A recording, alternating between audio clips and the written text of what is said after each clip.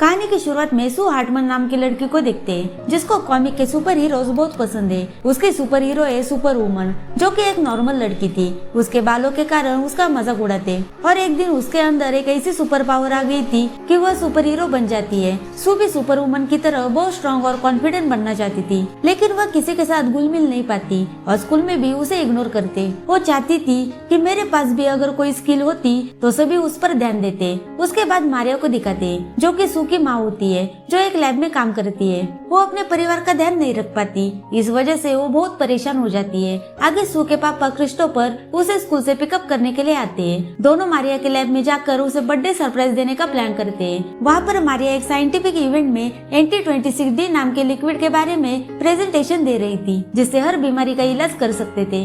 Event का host होता है डॉक्टर ड्रिल। सू और क्रिस्टोफर चुपके से लैब में घुस जाते हैं और बोर्ड पर लिखा हुआ क्वेश्चन मिटाकर उस पर हैप्पी बर्थडे लिख देते हैं और क्रिस्टोफर कैंडल को जलाने लग जाता है, लेकिन आग की वजह से फायर अलार्म बजने लगता है। आवाज सुनकर मारिया और उसके असिस्टेंट इवेंट को छोड़कर लैब में भाग आते हैं। बोर्ड को देखकर मारिया क्रिस्टोफर और सू के ऊपर चिल्लाती है। मारिया उन दोनों पर बहुत गुस्सा होती है। उसका बर्ताव देखकर सू को बहुत बुरा लगता है कि मारिया उन पर गुस्सा क्यों कर रही है। हम तो सेलिब्रेट करने के लिए आए थे। और वो केक को फेंक देती है, लेकिन केक गलती से एक मशीन पर गिरता है, जिसकी वजह से कोई प्रोसेस शुरू हो जाती है। सू घबरा कर सारे बटन को दबाने लगती है कि यह किसी तरह रुक जाए, लेकिन बात और बिगड़ जाती है। टेम्परेचर कंट्रोल सिस्टम अपना संतुलन खो देता है। सू अंदर ही फंस जाती है। यह वॉइस सू को ऑन भी करता है कि बटन मत दबाओ, लेकिन सू टेंशन में कुछ भी नहीं सुनती और रिएक्टर को और बढ़ाती है, लेकिन वो टूट जाता है। सू घबरा कर भागने की कोशिश करती है, लेकिन दरवाजा लॉक होते है। रिएक्टर अचानक फट जाता है और तेज रोशनी निकलती है। उसके बाद सू एक एम्बुलेंस में होती है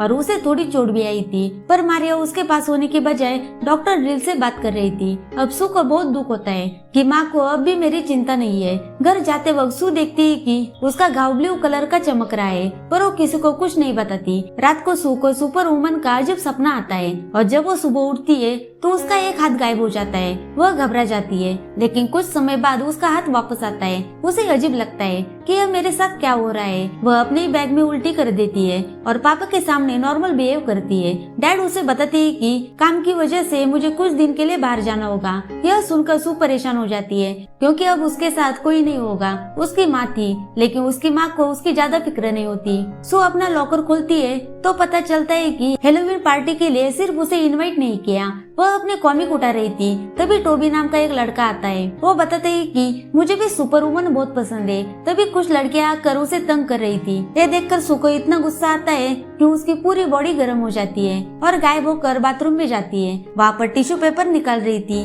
तभी एक लड़की बाहर आकर देखती है कि टिश्यू पेपर अपने आप निकल रहा है। वह चिल्लाकर बाहर भागती है। उसके बाद सू अपना हाथ वॉश करती है तो उसका शरीर फिर से नॉर्मल हो जाता है। जब लड़की टीचर को लेकर आती है तो सू वहाँ पर एकदम नॉर्मल थी। उनके जाने के बाद सू ड्रायर के नीचे हाथ रखती है तो उसके हाथ गायब हो जाते हैं और शरीर भी। दूसरी तरफ डॉक्टर ड्रिल मारिया को अगले इवेंट के लिए फिर से पूरी तैयारी करने को कहते हैं और तभी वहाँ पर टेबल की चीजें नीचे गिरने लगती है। तब उन्हें पता चलता है कि सू वहाँ पर है। अगली सुबह सू बहुत वीक फील करती है तो उसकी माँ उसे कुछ गर्म पीने को देती है ताकि उसे बेटर फील हो, लेकिन उसे पीने के बाद वो इनविजिबल हो जाती है। मारिया डर जाती है। जब सू फ्रिज खोलती है तो उसका शरीर फिर से दिखने लगता है, जिससे पता चलता है कि टेम्परेचर बढ़ता है तो सू इनविजिबल होती है और टेम्परेचर घटने से उसका शरीर फिर से दिखने लगता है। मारिया उसके ऊपर कुछ टेस्ट करना चाहती है और उसे बाहर जाने से मना भी करती है, लेकिन सू इससे भड़क जाती है और स्कूल में चली जाती है। स्कूल में टोबी साइकिल पर कई स्टंट दिखा रहा था और फिर सू के पास आकर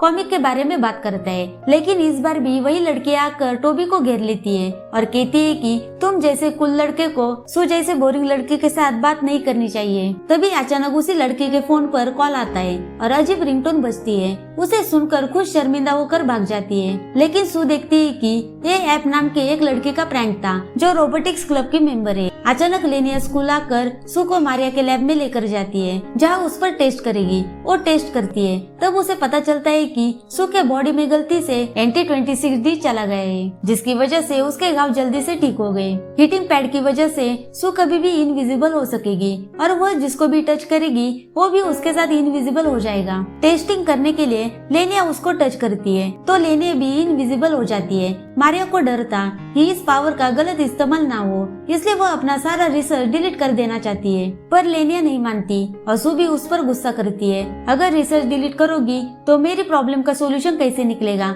मैं इनविजिबल नहीं होना चाहती। यह कहकर सू वहाँ से भाग जाती है और स्कूल के बेसमेंट में छुप जाती है। वहाँ बेसमेंट में रोबोटिक्स क्लब होता है तो उसे ऐप सोते हुए देख लेती है। वो सू के ऊपर पानी डालकर जगाती है, फिर दोनों पास के रेस्टोरेंट में जाती है और सू इस पावर के बारे में उसे बताती है, लेकिन ऐप को यकीन नहीं होता। तभी वहाँ पर फिर से वही लड़कियों का गैंग आकर उसका मजाक उड़ाने लगता है। इस मौके का फायदा उठाकर सू ऐप को उसका डेमो दिखाती है। एक हीटिंग पैड के जरिए वह इनविजिबल होकर उस लड़की के ऊपर कॉफी डाल देती है और उसको डरा कर भगा देती है। ये सब देखकर ऐप तो शॉक हो जाती है। उसके बाद सू अपनी माँ को यह सब बताती है तो वह बहुत हंसती है। सू को लगा मेरी माँ मुझे पागल समझ रही है। उसके बाद मारिया उससे माफी मांगती है और कहती है कि जब तक नॉर्मल नहीं हो जाती तब तक घर से बाहर मत जाना। अगले सीन में लैब का स्टाफ डॉक्टर ड्रिल को एक लैब का सीसीटीवी फुटेज दिखाता है जहाँ पर मारिया और लेनिया इनविजिबल सुपर पावर का एक्सपेरिमेंट कर रहे थे, पर डॉक्टर ड्रिल स्टाफ से कहता है कि इस बात को सीक्रेट रखो। शाम को मारिया सू को घर ले जा रही थी, लेकिन सू कार में ही सो जाती है। मारिया जब सू को उठाने के लिए जाती है तो अचानक कुछ आदमी आकर उसे किडनैप कर लेते हैं। उनकी चीख सुनकर सू जाग जाती है। उसकी माँ चिल्ला रही थी कि अल्फ्रेड और रेड मास्क को ढूंढ निकालो। उसके बाद सू इनविजिबल होकर कार का अलार्म एक्टिवेट कर देती है, जिसकी वजह से किडनैपर सू को छोड़कर वहाँ से चले जाते हैं। क्रिस्टोफर को बताती है कि मेरे अंदर पावर आ गई है, तो वह उसके कहने पर विश्वास नहीं करता और उसे लगता है कि किडनैपिंग का किस्सा कोई प्रैंक था। सू को समझ नहीं आता वह किससे मदद मांगे। वह स्कूल जाकर टोबी को सारी बातें बताकर रोने लगती है। टोबी उसे हिम्मत देता है और घर लेकर आता है और उसे पीने के लिए चाय देता है। तभी सू इनविजिबल हो जाती है, लेकिन टोबी सू को पागल नहीं मानता, बल्कि कहता है कि तुम्हारा सुपर पावर सच में लाजवाब है। अगले दिन सुबह दोनों मारिया के कार के पास जाते हैं तो डोर अपने आप खुलता है। जब मारिया का लैपटॉप बैग निकालते हैं तो कोई फोन आता है। फोन पर बताते हैं कि कार के डिक्की में छुप जाओ। दोनों वैसे ही करते हैं और उन्हें डॉक्टर ड्रिल के जगह पर लेकर जाते हैं। जब कार की डिक्की खुलती है तो वहाँ पर ऐप खड़ी थी। दरअसल उसी ने कॉल करके डिक्की में बैठने के लिए कहा था। वो बताती है कि मैंने उन आदमियों को बेहोश कर दिया है। दरअसल उनके पास सीसीटीवी फुटेज है जिसमें साफ साफ नजर आता है कि डॉक्टर ड्रिल के आदमियों ने मारिया को किडनैप किया है। सू अपनी माँ को डॉक्टर ड्रिल से छुड़वाना चाहती है और इनविजिबल होकर डॉक्टर के लैब में घुस जाती है। उसके टच करने से टोबी इनविजिबल हो जाता है, लेकिन अचानक से टोबी का पैर फिसल जाता है और वह सू का हाथ छोड़ देता है। इसकी वजह से वो विजिबल हो जाता है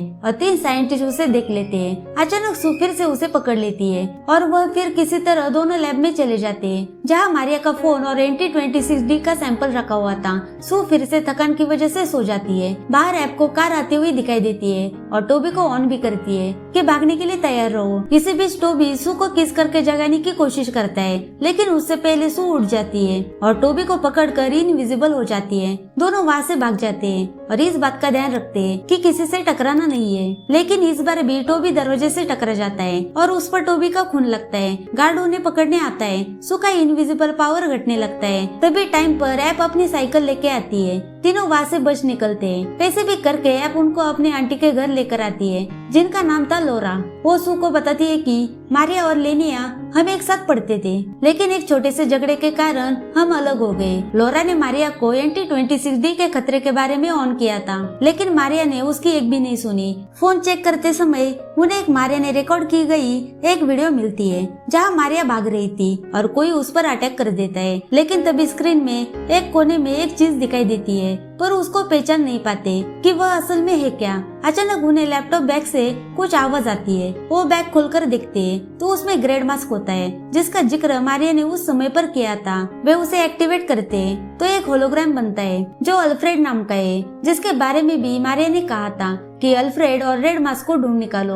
पर अल्फ्रेड नहीं जानता कि मारिया कहाँ पर है, लेकिन वह कुछ और बताने वाला होता है। तभी ऐप की आंटी उन्हें डिनर के लिए बुला लेती है। डिनर के दौरान ऐप बताती है कि मेरे घर में आज तक कोई फ्रेंड नहीं आया, दरअसल मेरा कोई फ्रेंड नहीं है। उसके बाद तीनों फिर से अल्फ्रेड से इंफॉर्मेशन निकालने की कोशिश करते हैं। अल्फ्रेड बताते हैं कि मारिया ने अपना सारा रिसर्च डिलीट कर दिया है, लेकिन मेरे प्रोसेसर की मदद से उसने सिक्योरिटी कुछ टेस्ट करवाए थे और उसी तरह से तुम्हारा एंटीट्यूड बन सकता है, यानी कि विजिबल होने की दवाई। अल्फ्रेड एक वीडियो दिखाता है जहाँ पर मारिया को पता लगा था कि जो सू को हो रहा है वह एक जेनेटिक प्रॉब्लम है। दरअसल एंटी-26D सू की बॉडी के साथ ही इंजेक्ट कर रहा है, दूसरों के ऊपर उसका कोई असर नहीं होता। मतलब डॉक्टर ड्रिल असल में सू के पीछे पड़ा हुआ था। अब रात को घर में घुसकर सू को किडनैप करने की कोशिश करता है, लेकिन उसके बेड पर टोबी सोया हुआ था। टोबी उसे मारने जाता है, लेकिन तब तक वो खिड़की से भाग चुका था।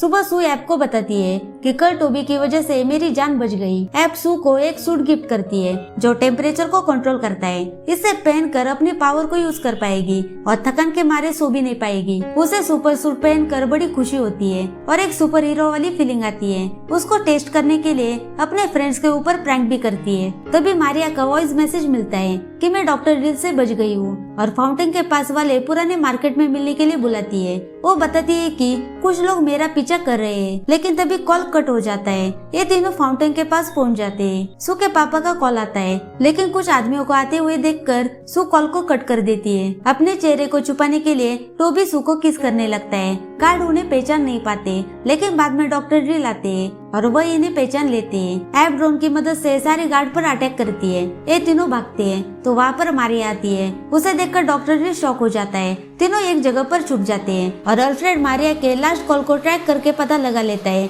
कि मारिया की लोकेशन सड़क के बीच दिखाई दी थी। ये देखकर टोबी को लगता है कि शायद ये सब मारिया की कोई चाल है, क्योंकि उसने खुद डॉक्टर ड्रिल को इस जगह पर बुलाया था। अपनी माँ के बारे में यह सब सुनकर सू गुस्सा हो जाती है। दोनों में बहस हो जाती है। वह खतरनाक आदमी उनके पास आते हैं। उनसे बचने के लिए यह तीनों एक डिलीवरी बॉय की बाइक चुराते हैं, लेकिन वे नहीं जानते कि लेनिया अपनी कार में उन्हें फॉलो कर रही है। आगे डॉक्टर ड्रिल रास्ता रोककर खड़े होते हैं तो टोबी ऐप के फ्लक्स कैपेसिटर और सू के पावर का यूज करके बाइक से जंप करता है और वैन के ऊपर से बचकर निकल जाते हैं। फिर अल्फ्रेड के ट्रैक के लोकेशन पर पहुंच जाते हैं, जो एक पुरानी फैक्ट्री होती है। टोबी को अभी भी लगता है कि ये सब ट्रैप है और उन्हें वापस चले जाना चाहिए। सू गुस्सा होती है, अगर तुम्हें डर लगता है तो तुम यहाँ से चले जाओ। टोबी दुखी होकर वहाँ से चला जाता है। उसके बाद सू और ऐप को सर्विलेंस ड्रोन घेर लेते हैं। सू अपना इनविजिबल पावर यूज नहीं कर सकती क्योंकि उसका सुपर हीरोज वाला सूट डैमेज हो चुका था। दोनों छुप जाते हैं, लेकिन दोनों जल्दी पकड़ी जाती है।